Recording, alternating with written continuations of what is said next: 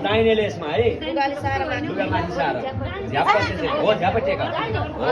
नडराइकन समाइदिनु न तिमीले यो समाउनु पर्दैन लगाएर समाइरहनु पर्दैन घुम्ने बेलामा चाहिँ